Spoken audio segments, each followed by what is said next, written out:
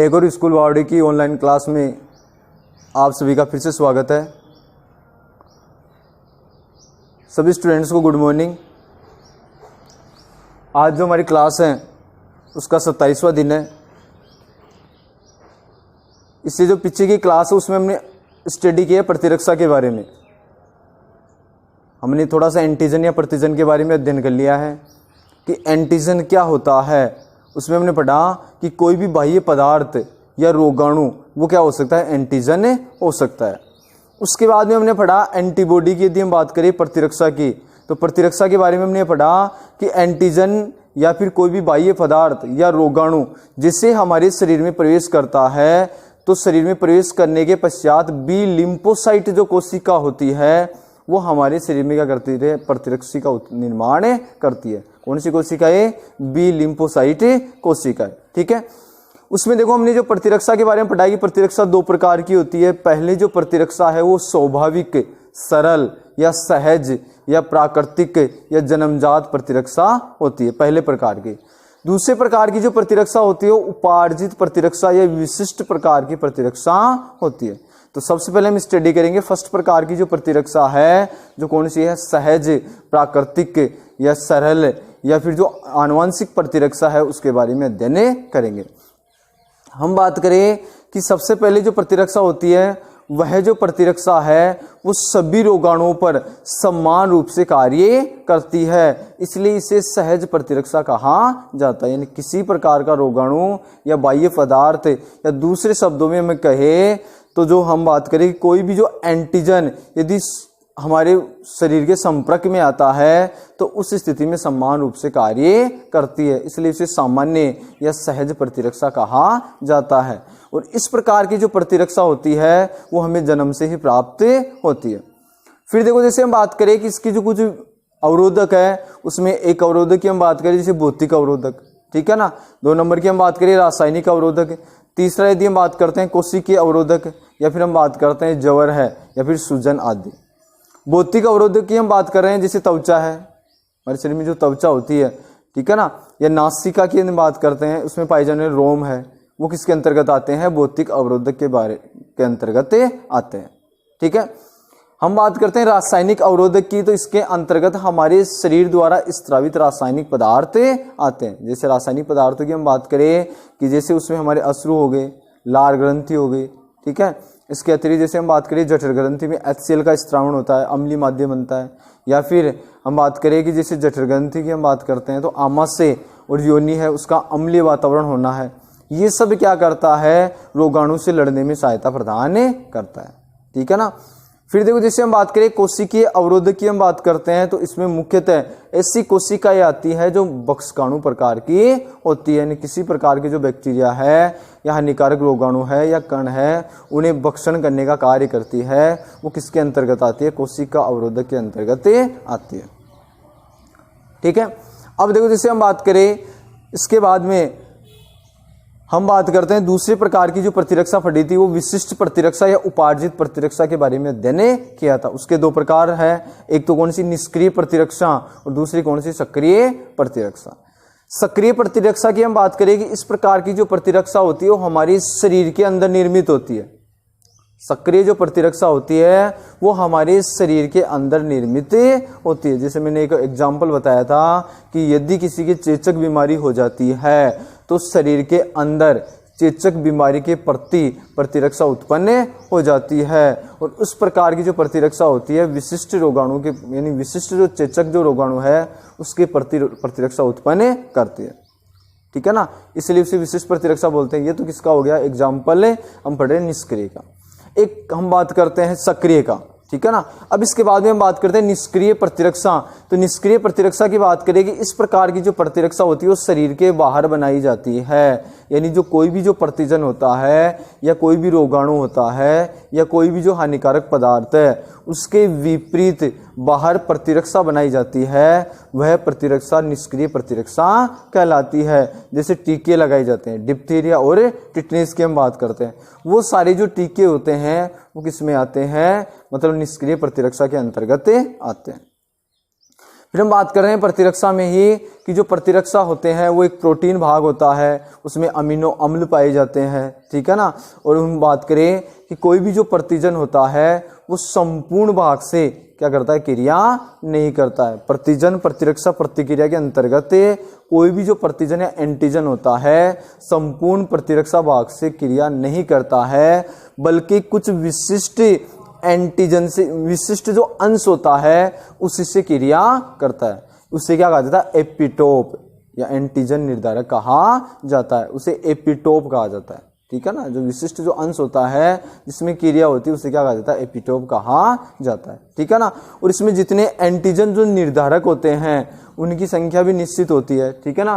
तो आगे हम इसके बाद में पढ़ेंगे कि जितने भी जो एंटीजन निर्धारक होते हैं उनकी संख्या को क्या बोल सकते हैं हम, संयोजकता कहा जाता है। एंटीजन की क्या कहलाती है, वो संयोजकता कहलाती है। और ये संख्या कितनी हो सकती है, 100 या इससे क्या हो सकती है, अधिक हो सकती है। अब हम पढ़ेंगे कि जो एंटीजन एंटीबॉडी है उनमें प्रतिक्रिया किस प्रकार से होती है। तो एंटीजन एंटीबॉडी जो प्रतिक्रिया होती है वो निम्न 4 चरणों में होती है। सबसे पहले हम बात करेंगे कि कोई भी जो एंटीजन है उसके बारे में जानकारी प्राप्त की जाएगी कि यह जो एंटीजन है वो शरीर के अंदर ही था या फिर बाहर था, ठीक है ना। एंटीजन के बारे में ये जानकारी प्राप्त की जाएगी कि यह एंटीजन शरीर के बाहर था या फिर अंदर, ठीक है ना। यदि शरीर बाह्य है या अंतर्निहित है उसके बारे में, ठीक है ना। फिर इस प्रकार की स्थिति होने के पश्चात उसमें जो बी लिम्फोसाइट कोशिका होगी वो क्या हो जाएगी, सक्रिय हो जाएगी। बी लिम्फोसाइट क्या हो जाएगी, कोशिका सक्रिय हो जाएगी। और बी लिम्फोसाइट जो कोशिका होती है वो क्या करती है, प्लाज्मा कोशिका का निर्माण करती है। प्लाज्मा कोशिका के द्वारा किसका निर्माण करती है, प्रतिरक्षियों का निर्माण करती है, ठीक है ना। और उसके पश्चात जो ये प्रतिरक्षा होती है वो कोशिका मध्यस्थ जो प्रतिरक्षा होती है उसका निर्माण कर लेती है और हमारे शरीर में क्या हो जाती है, प्रतिरक्षा उत्पन्न हो जाती है। हम बात करें कि इस प्रकार की जो प्रक्रिया होती है उसके अंतर्गत सबसे पहले बाह्य जो प्रतिरक्षा है या आंतरिक प्रतिरक्षा है, ठीक है ना। उसमें देखो जैसे हम बात करें कोई भी जो एंटीजन है वो बाहर है या अंदर है उसके बारे में पहचान की जाती है। पहचान करने के पश्चात जैसे पहचान करते हैं तो हमारे शरीर में क्या हो जाती है, प्रतिरक्षा है वो सक्रिय होगी। और इसमें कौन सी कोशिका सबसे पहले सक्रिय होगी, बी लिम्फोसाइट या बी लसिका कोशिका होती है वो सक्रिय होती है। सक्रिय होकर किसका निर्माण करती है, प्लाज्मा कोशिका का। प्लाज्मा जो कोशिका होती है उसका निर्माण करती है। और वह जो प्लाज्मा कोशिका होती है वो कोशिका मध्यस्थ प्रतिरक्षा द्वारा किसका निर्माण करती है, प्रतिरक्षा का निर्माण करती है। तो आज हम लिखेंगे, उसके बाद में अगला जो है जो लाइन चेंज करके हमें लिखना है कि जो एंटीजन जो निर्धारक है उनकी संख्या को एंटीजन की क्या कहा जाता है, संयोजकता कहा जाता है। एंटीजन के जो निर्धारक है उनकी संख्या को क्या कहा जाता है, संयोजकता कहा जाता है, ठीक है। फिर देखो जैसे हम बात करें कि अधिकांश जो जीवाणु होते हैं, जो बैक्टीरिया की यदि हम बात कर रहे हैं उनमें एंटीजनी संयोजकता 100 या अधिक हो सकती है। जो जीवाणु या जो बैक्टीरिया होते हैं उसमें जो एंटीजन है उन जो निर्धारक है या उनकी जो संयोजकता है वो कितनी हो सकती है, 100 भी हो सकती है, इनसे अधिक भी हो सकती है, ठीक है। अब इसके बाद में बात करेंगे कि विशिष्ट प्रतिरक्षा में प्रतिजन के विनाश की कार्यविधि निम्न 4 चरणों में संपादित होती है। विशिष्ट जो प्रतिरक्षा है, विशिष्ट प्रतिरक्षा का मतलब क्या होता है कि इस प्रकार की जो प्रतिरक्षा होती है वो विशिष्ट प्रतिजन के साथ ही क्रिया करती है। विशिष्ट रोगाणु है उसको ही अवरुद्ध करने का कार्य करती है। वो किसके अंतर्गत आते हैं, विशिष्ट प्रतिरक्षा के अंतर्गत आते हैं, ठीक है। अब देखो जैसे हम बात करें ये 4 कार्य हैं। सबसे पहले अंतर्निहित प्रतिजन या बात करें बाह्य प्रतिजन में विभेद करना, यानी कोई भी जो एंटीजन है या कोई भी जो रोगाणु है या जो कारक है वो बाह्य है या अंदर स्थित हो गया, ठीक है ना। उसके बारे में जैसे आंतरिक प्रतिजन की हम बात करें, मैंने बताया था कि जैसे कैंसर जन जो कोशिकाएं होती है, ठीक है ना। कैंसर क्या होता है कि हमारे शरीर की कोई भी जो कोशिका होती है वो अनियंत्रित रूप से क्या करने लग जाती है, विभेदन करने लग जाती है और कोशिकाओं का एक समूह बना लेती है, गांठ जैसी संरचना बना लेती है। वो क्या कहलाता है, कैंसर कहलाता है। तो अंदर जो कैंसर जन जो कोशिका होती है वो अंतर्निहित होती है।